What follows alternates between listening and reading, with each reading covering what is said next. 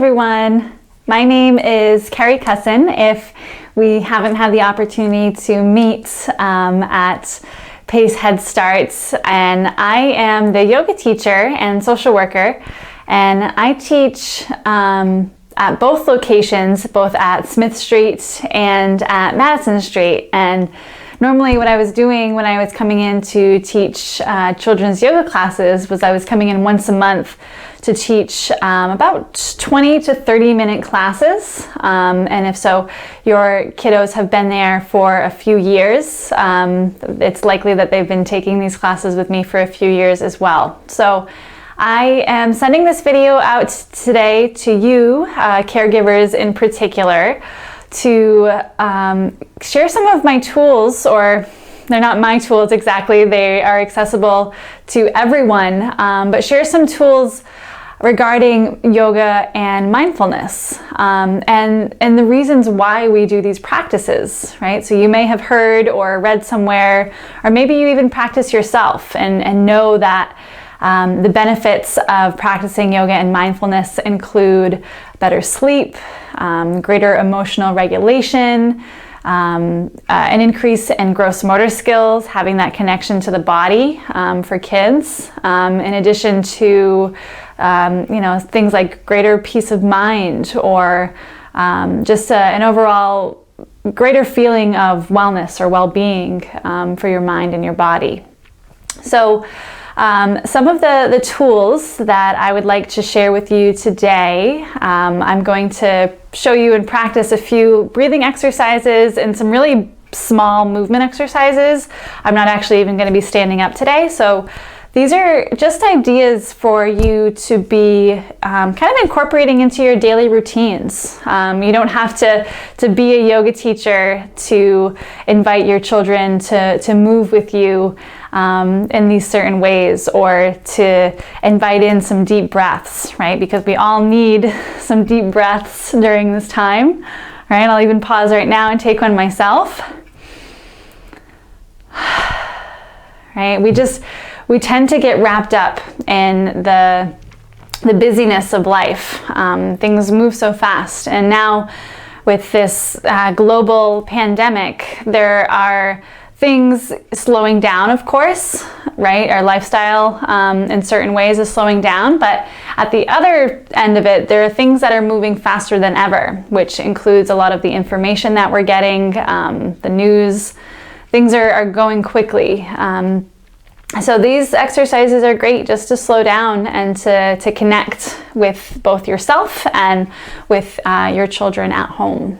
So before we get started into some experiential type exercises, I want to kind of just talk about how the mind and the body are related and connect with each other.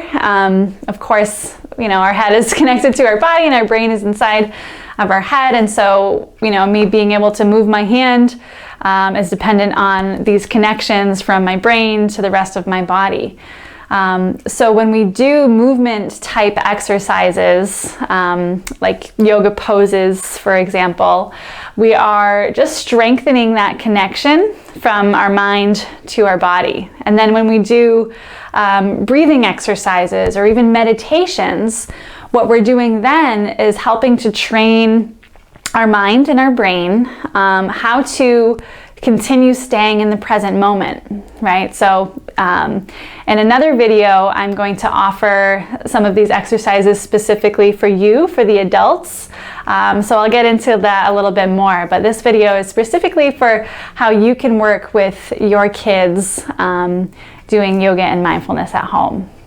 So becoming aware of the body could be a totally new experience for you or for your children. And so kind of having that restless feeling in the body, or if you have a kiddo who's really active all the time and just seems to never stop moving, these exercises are really, really helpful. Also, to understand now especially again, if you have an active kiddo at home and you're not able to do the things that, you know, would be able to get their energy out, like going to the park or going out anywhere really, expel some energy. So if you're not able to do those things and you're noticing your kiddos having a hard time with, you know, moving their body, or they're just kind of bouncing off the walls at this time, understanding that this feeling of restlessness that a lot of us are feeling right now too, kids especially, because they can't go to school and have their outside time play like they would normally in their routine. Just wanting to note that this restlessness in the body can kind of manifest or appear as like displaced emotions. So if you have an active kiddo who's not able to get enough energy out physically, you might notice other areas throughout your routine, they're having a harder time than they are usually. So something as simple as having lunch and you hand your kiddo the green bowl and they say, "No, I wanted the blue bowl," and they have this complete and utter meltdown, and you're just kind of like, well, okay. I wasn't expecting that to cause such an emotional reaction, but it did. And so just understanding how our bodies really do need to move, and they need to expel or release energy throughout the day, and especially for growing kids. So just allowing yourself some space between those moments, and not reacting yourself to that displaced emotion, but rather just kind of taking a step back and saying, okay, what are some things that we can do together so that he or she feels better, and they're, you know, feeling better in their body, and we're not having all of these increase in meltdowns, which can be really challenging on top of everything else that's happening in the world right now too. So restlessness in the body can cause displaced emotions.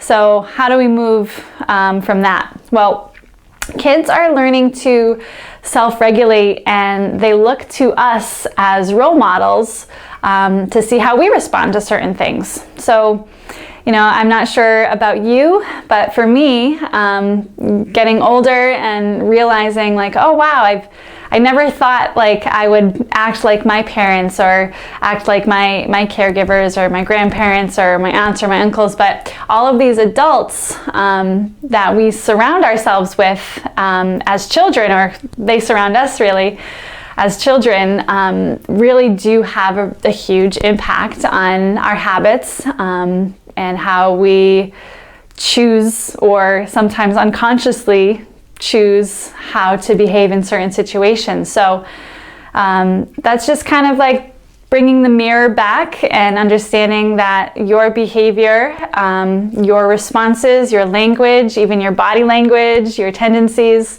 they are watching. They're watching you, and they're looking to see how you respond to stressful situations, and to how you then comfort yourself, and how you take care of yourself. So just being aware of that during this time, that if you know, we're feeling really anxious one day, it's really likely that your kiddo, maybe not that same day, but maybe the next day or the next day, they might start to feel that anxiety, or feel those emotions that you're experiencing yourself, which is definitely not a negative thing. We're humans, and we all have a range of emotions that we need to feel. But again, it goes back to kind of being in the driver's seat of your own emotions, and how you respond to them, both during the time that you're experiencing them, and then kind of how you allow yourself to come down, or to take care afterwards.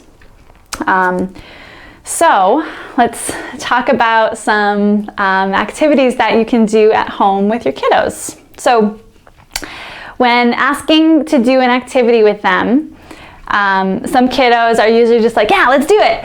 Other kiddos might be needing a little bit more coaxing, or maybe you have a really strong-willed child that wants to make up all the rules and they want to tell you how to play, even though that you're the one that asked them to play. I've definitely experienced that before. So you're going to play it by ear. You're going to use your own instincts and how you relate to your child. But one piece before you kind of move into like a specific mindfulness or yoga activity with them would to be having like a little agreement session beforehand. So, okay, you ask them, hey, do you want to come do something with me? I want to play this game with you. And then they might ask like, oh, what's the game about? And you say, well, I'll tell you about it more, but we're going to be moving our bodies. And I thought that before we get started, that you should have 1 whole minute to move your body however you want to, right? So with the conditions like you're staying safe and the things around you stay safe too, but you can move your body however you want to. So they might do a little bit of this, or jump up and down, or run back and forth, right? As long as they're being safe. You time them, it's like, okay, your minute is up, all right? So now we're going to do something. We're going to have a race. Have you ever had a race before? And so you can talk to them about having a race. Maybe they do different races like with cars or with their own body, if they run or they swim, or I don't know, anything at all that would entice a kiddo to race with somebody else, right? So kids really like racing. I can remember myself on the schoolyard in elementary school loving to race. My thing was running all the time. So have this agreement session. You have that space where you've allowed them to let out whatever energy that they wanted to and move however they wanted to. And you can even model if they're really not even sure. Well, what do you mean? How do I move my body? And you might get along with them, and you might do some funny things or some dances and stuff. But the agreement session is that, okay, so now we're going to have a slow race, okay? So it's the opposite of moving fast, which is what we'd like to do when we're doing mindfulness activities, because the faster we go, the less likely that we are to be paying attention, right? If you've ever tried multitasking or doing a lot of different things at once or moving too fast, it's really hard to pay attention to what's actually going on. So moving slowly is the goal. You might not get that out of your kiddo in that moment, in that session, but that's okay.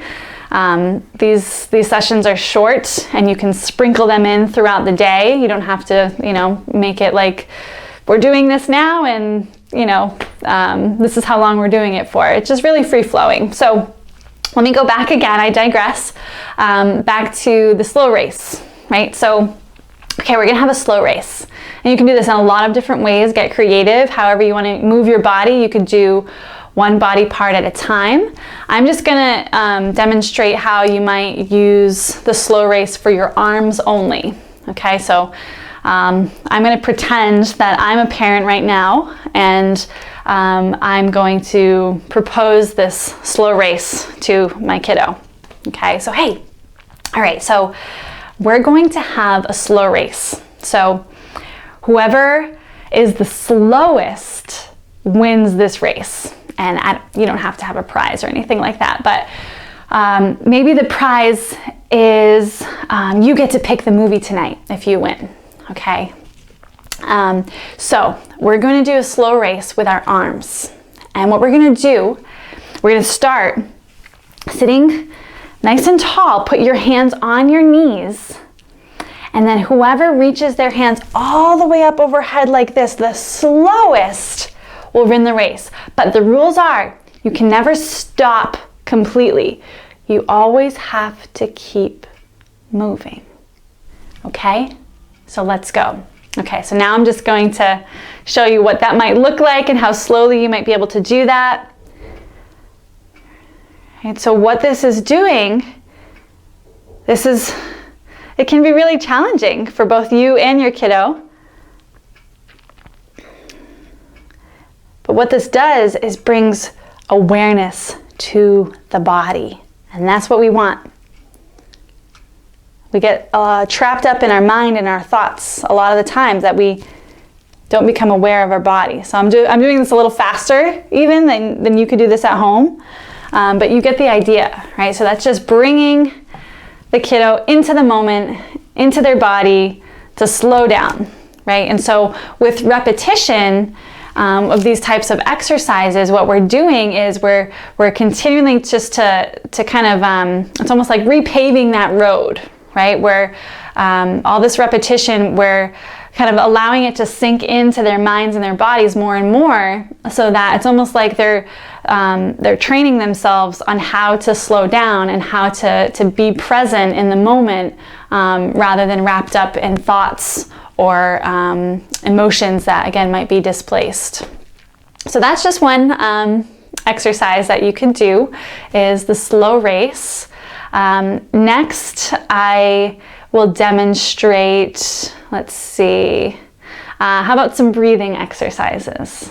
So breathing exercises are really great to do with kiddos because there's so many different ones. Ones that really focus on a longer exhale when you breathe out, help to calm the body down, help to nurture our nervous system, help to move us out of fight or flight instinct and into a more restful state. Because if you can imagine just inhaling, right, what does that do? That just this gets you wound up.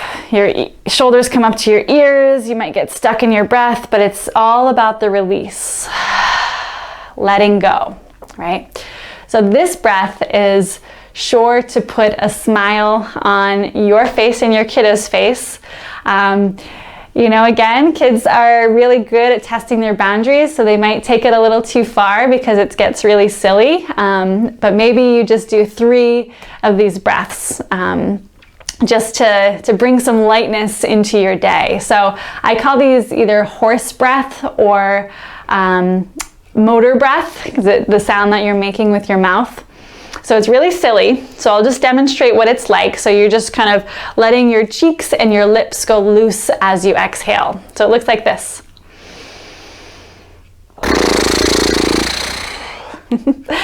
Right? So it's going to put a smile on your face, and it feels so good to relax your jaw. So if you're somebody who has like tightness in their jaw, it can feel really good to do that breath just to relax the jaw. So you can do that type of breath. Another silly breath that we practice in yoga is called lion's breath. And believe it or not, most of the things, almost everything that I teach kids for yoga, for meditation, for breathing, is adapted from adult exercises that have already existed. So that exercise is not meant for kids, it's meant for adults, but kids can absolutely do it too. So this breath too is from adult practice, and it's called lion's breath.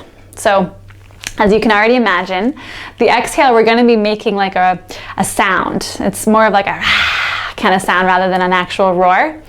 But what we do is when we breathe in, we make our eyes really wide. And then when you breathe out, you stick out your tongue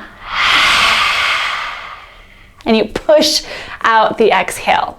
So you can even do that with like pause up, pause down. So you might breathe in and breathe out and release all of your air. One more breath that could be appropriate for this springtime season is bunny breath. And you can imagine, you know, bunnies kind of move their noses around, or that's how we do bunny impressions. So instead of doing like a kind of breath, right, because that can increase energy, all those inhales, what we're looking for, remember, is the exhale. Let it out. So instead of doing all of those inhales, maybe you just do 3 little inhales followed by an exhale. So it would look something like this.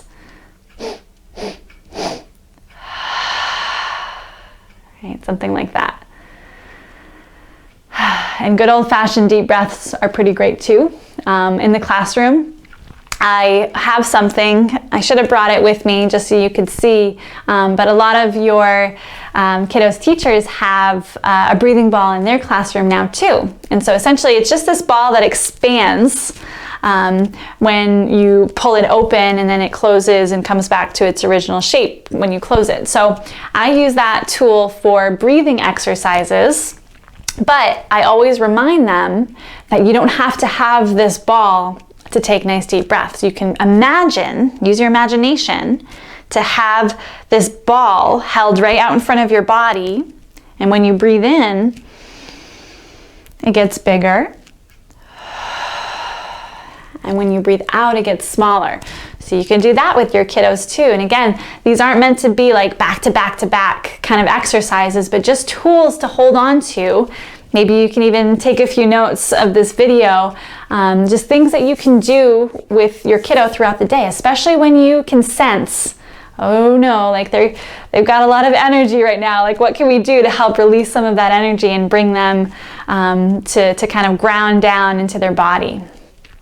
Okay, so I think I'm going to do one more video. I'd like to keep these short for you. So I'm just going to talk about one more thing that is somewhat in line with what we've already been discussing, is the idea that these exercises are helping you to increase your bond and attachment with your kiddo by being together in the present moment and paying attention to the things that you're doing together. So this emotional connection cannot be replaced by anything at all, right? This is true human connection, compassion, attention. And so during this uncertain time, it's really important to focus on this feeling of safety between the two of you, or the rest of your family. Focus on this stable attachment with each other, with your emotional connection to each other, to know that you're there for your child, and them learning all of these tools from you, you're helping them to regulate their own emotions and to be able to move through challenges that they're inevitably going to face in their life. And so by you doing these types of things with them and you being there as the supportive parent or caregiver that you are, you're just helping to help them grow in such a more healthy way. So I'm going to do another video on another topic, and I think for today I'm going to sign off. So thank you so much for joining me. I hope these tips were helpful for you to practice with your kiddos at home. I will see you again next time.